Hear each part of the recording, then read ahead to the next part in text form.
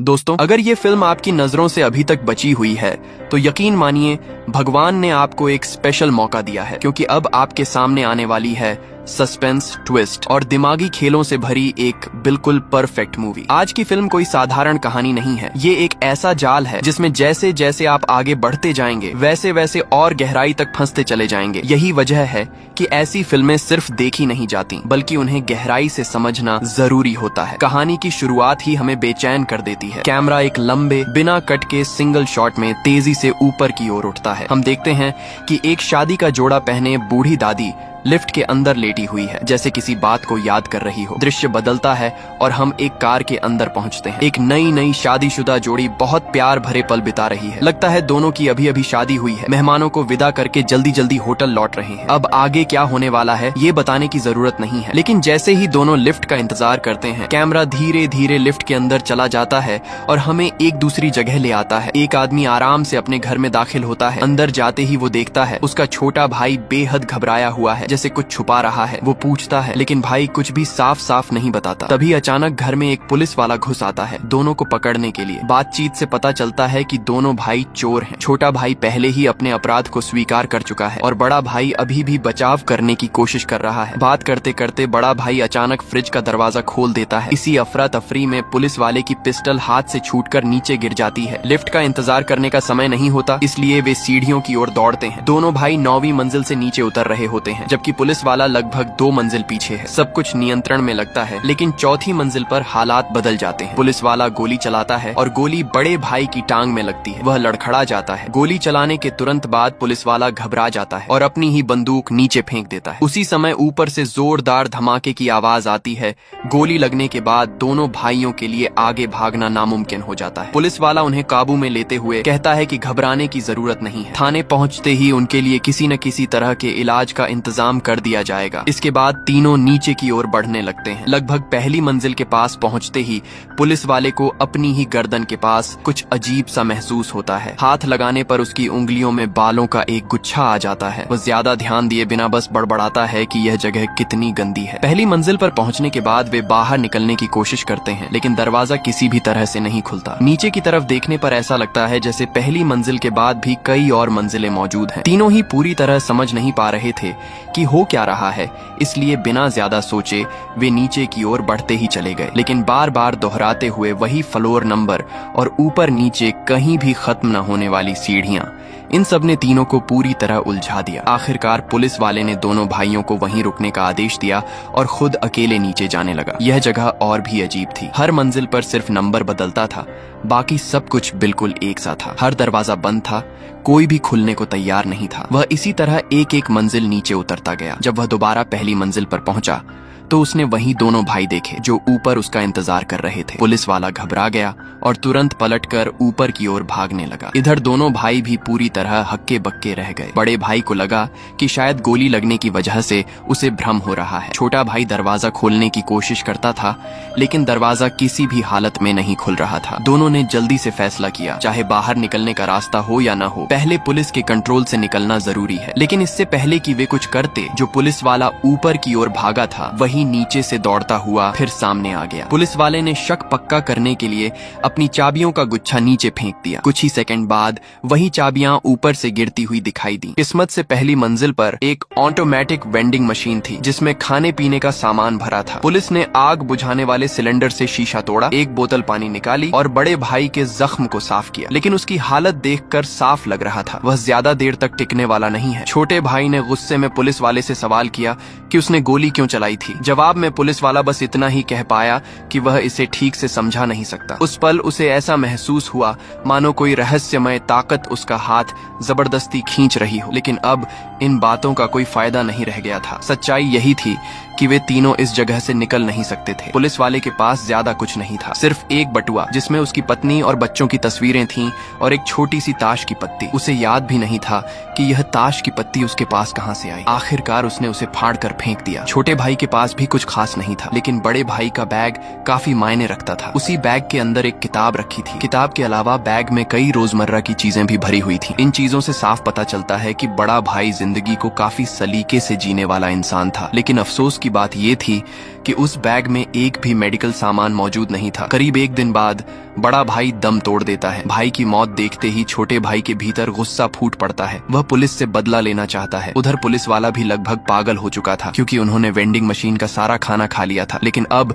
वही सामान फिर से मशीन के अंदर मौजूद था। छोटा भाई अब कुछ भी सुनने को तैयार नहीं था। वह झपट कर पुलिस की बंदूक छीन लेता है और उसे मारने पर उतारू हो जाता है। उन दोनों के बीच आगे क्या होता है, इसे हम फिलहाल यहीं छोड़ते हैं। अब कहानी एक नए मोड़ पर जाती है, दृश्य बदलता है और हम एक दूसरी फैमिली की कहानी देखते हैं जो और भी दिलचस्प है। यह एक रीमैरिज वाला परिवार है। माँ अपने बेटे और बेटी के साथ इस मोटे आदमी से शादी कर चुकी है। गर्मियों की छुट्टियां शुरू हो चुकी हैं। औरत बच्चों को कुछ दिनों के लिए अपने पहले पति के पास छोड़ने वाली है। साथ ही समुद्र किनारे छुट्टी मनाने का भी प्लान है। अंधेरा होने से पहले पहुंचने के लिए वे बहुत सुबह उठते हैं, जल्दी जल्दी सामान समेटते हैं, लेकिन फिर भी दोपहर तक ही निकल पाते हैं। हाईवे पर आते ही आदमी को कुछ अजीब लगता है। वह सीट के नीचे हाथ डालता है और एक बांस का टुकड़ा पाता है। हैरानी में वह बड़बड़ाता है कि ये यहाँ कहाँ से आया और उसे फेंक देता है। लड़के के पास भी एक छोटी ताश की गड्डी होती है, बिल्कुल वैसे ही जैसे उस पुलिस वाले के पास थी। लगभग 2 घंटे से ज्यादा सफर के बाद लड़का बताता है कि उसे बाथरूम जाना है। माँ भी कहती है कि उसे भी जाना है। तभी कार चला रहा आदमी बताता है कि थोड़ी ही देर में एक पेट्रोल पंप आने वाला है, वहीं रुककर सब लोग थोड़ा आराम कर लेंगे। जब वे पेट्रोल पंप पहुँचते हैं, यहीं से उसकी लापरवाही साफ दिखाई देने लगती है। वह लड़की को एक मीठा ड्रिंक पिला देता है, जबकि लड़की को अस्थमा की बीमारी है और ज्यादा शुगर उसकी हालत बिगाड़ सकती है। लेकिन इससे भी बड़ी लापरवाही इसके बाद सामने आती है। लड़की टॉयलेट जाते वक्त अपना अस्थमा इनहेलर उसे पकड़ा देती है। कुछ दूर चलने के बाद ही लड़की की तबीयत अचानक बिगड़ने लगती है। आदमी घबराहट में इनहेलर गिरा देता है और ऊपर से उस पर पैर पड़ जाने से वह टूट जाता है। अस्थमा के मरीज के लिए बिना इनहेलर रहना सीधे जानलेवा हो सकता है। हालात को देखते हुए महिला तुरंत फैसला लेती है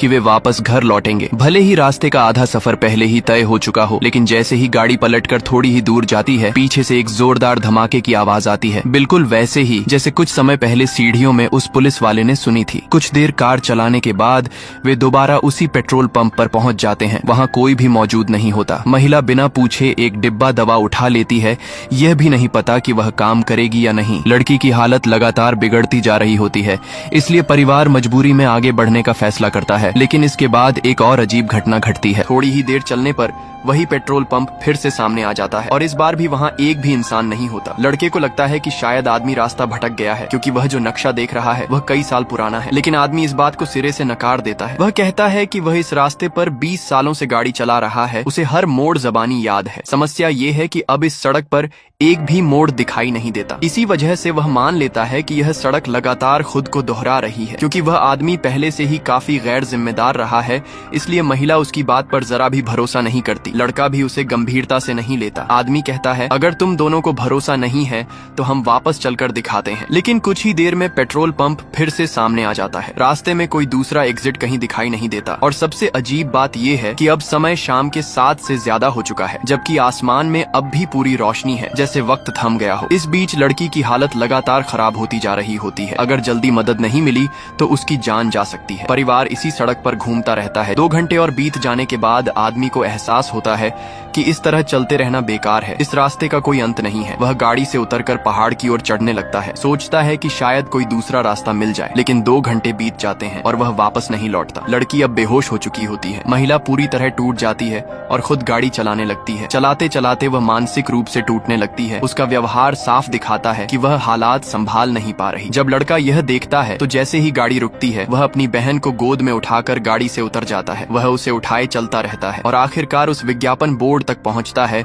जो बार बार सामने आ रहा था। यही वह जगह थी जहां आदमी पहाड़ पर चढ़ा था। कुछ देर बाद महिला दूसरी दिशा से गाड़ी लेकर तेजी से आती है। गाड़ी बच्चों के बिल्कुल पास से निकल जाती है। 1 सेकंड की भी चूक होती तो हादसा हो जाता। वह आगे बढ़ती है और एक बार फिर उसी पेट्रोल पंप पर पहुंच जाती है। घबराई हुई हालत में वह गाड़ी से उतरकर पेट्रोल पंप के अंदर चली जाती है। काफी देर बाद आदमी आखिरकार लौटता है। उसके चेहरे के हाव भाव से यह साफ हो जाता है कि पहाड़ पर हालात सड़क से अलग नहीं थे। वहां से भी बाहर निकलने का कोई रास्ता नहीं था। यहीं तक कहानी पहुंचते पहुंचते यह समझ आने लगता है कि दोनों कहानियों में एक अजीब समानता है। दोनों ही जगह किसी एक व्यक्ति की एक अनियंत्रित गलती दूसरे की जान को खतरे में डाल देती है। एक जोरदार आवाज के बाद वे एक ऐसी जगह फंस जाते हैं जहां से निकलना नामुमकिन है। और दिलचस्प बात यह है कि दोनों हालातों में एक एक सप्लाई पॉइंट रखा गया है ताकि वे जिंदा रह सके। अब कहानी दोबारा सीढ़ियों वाले हिस्से में लौटती है। यह सुनकर शायद यकीन करना मुश्किल हो, लेकिन जिस दिन पुलिस वाला और छोटा भाई वहाँ फंसे थे उस दिन से अब पूरे 35 साल बीत चुके हैं। आज वही पुलिस वाला एक बूढ़ा आदमी बन चुका है और छोटा भाई भी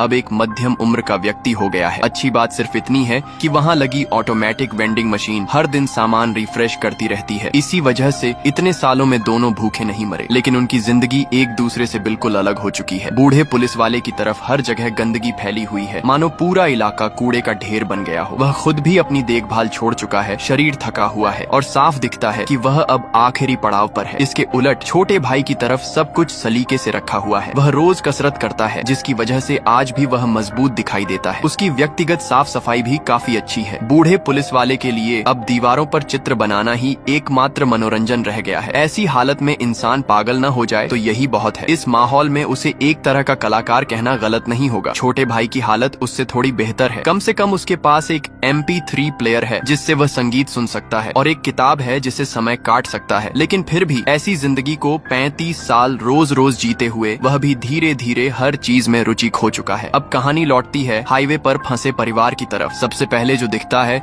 वह है चारों ओर फैली अव्यवस्था। कभी जो वर्तमान पति था वह भी अब एक बूढ़ा आदमी बन चुका है और उस समय का छोटा लड़का डैनियल अब बड़ा होकर जवान हो चुका है। अगर ध्यान से देखा जाए तो बड़ा हुआ डैनियल बिल्कुल उसी पुलिस वाले जैसा दिखता है जिसे हमने पहले कहानी में देखा था। इस नई कैद में भी एक पैटर्न साफ दिखता है। बूढ़े लोग हालात से हार मान चुके हैं, बस जैसे तैसे जिंदा रहने की हालत में है, जबकि जवान लोग अब भी जिंदगी को समझने और उसका मतलब खोजने की कोशिश कर रहे हैं। आजादी की तलाश में डैनियल तो अलग रहना भी शुरू कर देता है। डैनियल की माँ का जिक्र आते ही बताया जाता है कि वह सब कुछ भूल चुकी है। बरसों पहले ही उसका मानसिक संतुलन बिगड़ गया था। पिछले 20 सालों से वह एक शब्द भी नहीं बोली है और अब वह भी आखिरी सांसें गिन रही थी। एक दिन वह बूढ़ा आदमी डैनियल से मिलने आता है। वह कहता है कि उसे एक बहुत जरूरी बात बतानी है, लेकिन वह फिर भूल जाता है। उधर दूसरी तरफ बूढ़े पुलिस वाले को भी कुछ याद आने लगता है। वह छोटे भाई को पास बुलाता है और कहता है उसका असली नाम डैनियल है। उसकी कभी कोई पत्नी या बच्चे नहीं थे, वह मरने वाला है और अगर उसने उसकी बात नहीं मानी तो ये चक्र फिर से दोहराया जाएगा। उधर हाईवे वाली कहानी में डैनियल की माँ की मौत हो जाती है। डैनियल और वह बूढ़ा आदमी मिलकर उसे दफनाते हैं और तभी उस बूढ़े आदमी को सब कुछ याद आ जाता है। अब दोनों कहानियों में मौजूद बूढ़े लोग अपने अपने जवान लोगों से एक जैसी बातें कहने लगते हैं। फिल्म में ये संवाद क्रॉस कट में दिखाए गए हैं, इसलिए यहाँ उन्हें एक ही व्यक्ति की बात मानकर समझा जा सकता है। वह बूढ़ा आदमी डैनियल से कहता है एक नोटबुक लो और उसमें अपना नाम लिखो, वरना तुम खुद को भूल जाओगे। वह बताता है कि उसे भी पहले यही कहा गया था,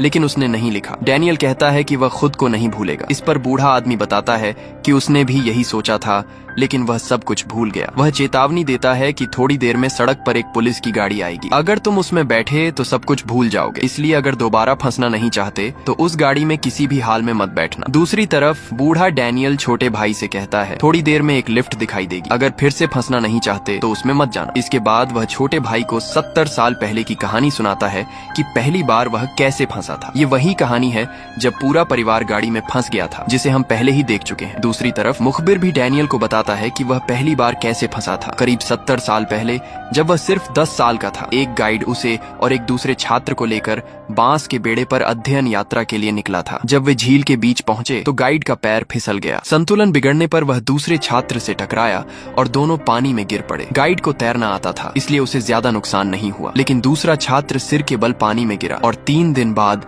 ज्यादा खून बहने से उसकी मौत हो गई। इसके बाद वे दोनों चाहे जितनी कोशिश करें झील से बाहर नहीं निकल पाए। वे बेड़े पर ही भटकते रहे पूरे 35 साल तक। 35 साल बाद जब प्रशिक्षक मरने वाला था, उसे अचानक सब कुछ याद आ गया। उसने बताया कि उसके साथ भी पहले बिल्कुल यही हो चुका था। वह कभी एक ऐसी ट्रेन में फंस गया था जो कभी रुकती ही नहीं थी और वह उसमें 35 साल तक कैद रहा। आखिरकार एक बूढ़े आदमी ने उसे बाहर निकलने का तरीका बताया और वही तरीका अब उसने मुखबिर को सिखाया, जो आज वही बात डैनियल को बता रहा है। यही तरीका बूढ़ा डैनियल छोटे भाई को भी बताता है। इसके बाद बूढ़ा डैनियल यह साफ करता है कि उसने 70 साल कैद में बिताए, फिर भी उसे पछतावा नहीं है, क्योंकि वह जान चुका था कि यह दुनिया सच नहीं है। लोग, रिश्ते नाते, सब कुछ एक भ्रम था। फिर दोनों जगहों पर मौजूद बूढ़े एक साथ नोटबुक निकालते हैं और युवाओं को चेतावनी देते हैं कि अपनी पहचान लिख लें और पुलिस की गाड़ी या लिफ्ट में जाने की भूल न करें, वरना वह भी उसकी तरह पछताएंगे। इतना कहने के बाद दोनों बूढ़ों की मौत हो जाती है। डैनियल सड़क पर लौटता है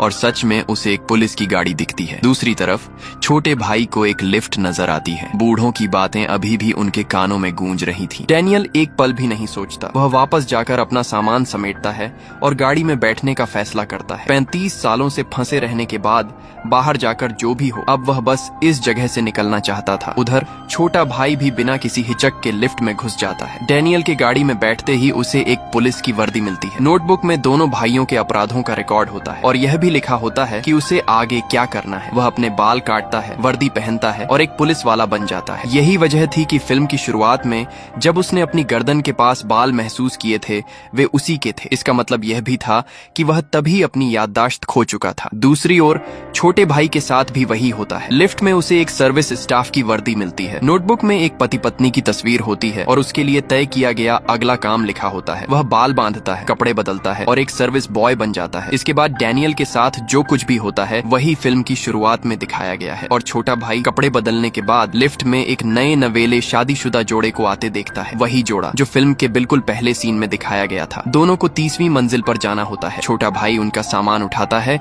और उन्हें वहां तक ले जाता है। मौका मिलते ही वह चुपके से एक मधुमक्खी छोड़ देता है और उनका सामान जमीन पर फेंक देता है। आवाज सुनकर कपल पीछे मुड़ता है। आदमी उससे गुस्से में पूछता है कि वह यह क्या कर रहा है और उसी पल मधुमक्खी उसे काट लेती है। दुर्भाग्य से उसे मधुमक्खी से एलर्जी होती है। उसे तुरंत इंजेक्शन चाहिए वरना उसकी जान जा सकती है। दवा बैग में होती है लेकिन छोटा भाई उसे तोड़ चुका होता है और तभी अचानक एक जोरदार धमाका होता है। यही धमाका इस बात का संकेत है कि वे एक बार फिर उसी अंतहीन चक्र में फंस चुके हैं। फिल्म के अंत में सारे पात्रों की असली जिंदगी स्लाइड शो के रूप में दिखाई जाती है। डैनियल का परिवार सफलतापूर्वक पिता के घर पहुंचता है। वे अपनी मनचाही छुट्टियां समुद्र किनारे बिताते हैं। धीरे धीरे दोनों बच्चे स्वस्थ होकर बड़े होते हैं, शिक्षा पूरी करते हैं, शादी करते हैं और अपने परिवार के साथ खुशहाल जीवन बिताते हैं। लेकिन मुखबिर भाई डैनियल की माँ के साथ हमेशा झगड़ता रहता है। वह शराबी और हिंसक बन जाता है, अस्पताल में पहुंचता है, ठीक होने के बाद भी शराब पीता रहता है, आखिरकार बाथटब में आत्महत्या कर लेता है। उधर पकड़े गए दोनों भाइयों को वक्त रहते थाने पहुंचा दिया गया। बड़े भाई का इलाज हो गया और छोटा भाई अपनी गलती समझकर सही रास्ते पर आ गया। आगे चलकर उसने शादी की और एक सुकून भरी जिंदगी बसाई। डैनियल मिशन पूरा करके घर लौटता है लेकिन पत्नी की धोखाधड़ी देख गुस्से में आदमी को मार देता है। उसे जेल भेज दिया जाता है। वह बूढ़ा होकर जेल से बाहर आता है और अंत में खुदकुशी कर लेता है। फिल्म की शुरुआत में लिफ्ट में लेटी बूढ़ी औरत असल में वही लड़की है जो पहले नवविवाहित जोड़े में थी। वह और लिफ्ट वाला छोटा भाई एक बार होटल के लिफ्ट में पूरे 35 साल तक फंसे रहते हैं। बाद में वे वहां से बाहर तो निकल आते हैं लेकिन बाहर आने के बाद लड़की छोटे भाई की दी हुई जरूरी चेतावनी को नजरअंदाज कर देती है। इसी गलती की वजह से वह दोबारा एक नए स्थान में फंस जाती है और इस बार वहां से निकल नहीं पाती। समय के साथ वही लड़की बूढ़ी औरत बन जाती है और अंत में उसी हालत में उसकी मौत हो जाती है। इसी वजह से फिल्म में जो भी इंसान इस इंटरनल स्पेस में फंसता है उसकी किस्मत किसी न किसी तरह दूसरे किरदारों से जुड़ी होती है। कोई भी यहाँ सिर्फ एक बार नहीं फंसता, हर किसी को यह चक्र 2 बार झेलना पड़ता है। पहली बार लोग इसलिए फंसते हैं क्योंकि वे किसी की चेतावनी को गंभीरता से नहीं लेते और दूसरी बड़ी वजह होती है अचानक अपनी पहचान और यादों को भूल जाना। यही भूल उन्हें बार बार उसी रास्ते पर वापस ले आती है जहां से निकलना पहले ही आसान नहीं था। मुखबिर भाई पहली बार फंसते हुए अपने साथी की मौत देखकर खुद को दोषी पाता है। बाहर आने के बाद वह सीधे दूसरों को नुकसान पहुंचाने वाला बन जाता है और यही वजह है कि वह दूसरी बार फिर फंस जाता है। डैनियल भी अपनी बहन की अप्रत्यक्ष मौत देखकर दोबारा फंसता है। छोटा भाई भी भाई की मौत देखकर दोबारा फंसता है। ये चक्र असीमित गियर की तरह चलता है, रुकता नहीं। फिल्म में 35 साल की अवधि एक तरह का बिंदु बदलाव है। पहले आधे जीवन में लोग जिंदगी के लिए आशावादी, ऊर्जावान और सक्रिय होते हैं, जैसे पहली बार फंसा छोटा भाई या पहली बार फंसा डैनियल। लेकिन दूसरे आधे जीवन में लोग धीरे धीरे गिरावट पर आते हैं। वे जीवन का सार समझ लेते हैं, शायद अपनी प्राथमिकताओं को भूल जाते हैं, जैसे दूसरी बार फंसे मुखबिर, छोटा भाई और डैनियल। 45 साल के बाद चाहे परिवार हो, नौकरी हो या खुद की जिंदगी, सब कुछ जैसे मृत जंगल जैसा महसूस होता है। खासकर उन लोगों के लिए जिन्होंने युवा समय की ताजगी खो दी, उन्हें अपनी ऊर्जा नष्ट होती दिखती है। इसलिए वही जोरदार धमाका इस बात का प्रतीक है कि जो लोग मानसिक रूप से मजबूत नहीं हैं, वे अपने पिछले वादों को भूल जाते हैं और धीरे धीरे अपनी नफरत और पछतावे में डूब जाते हैं। फिल्म का सबसे डरावना हिस्सा ये है कि निर्देशक ने लोगों की जिंदगी को 2 हिस्सों में बांट दिया। पहला हिस्सा दर्द में जीना, दूसरा हिस्सा दर्द में धीरे धीरे गिरना, जैसे एक जीवन की भविष्यवाणी। हम सभी इस असीमित चक्र का हिस्सा हैं। अब कहानी खत्म होने का वक्त है। सच्चे दिल से धन्यवाद उन सभी दोस्तों को जिन्होंने अंत तक देखा।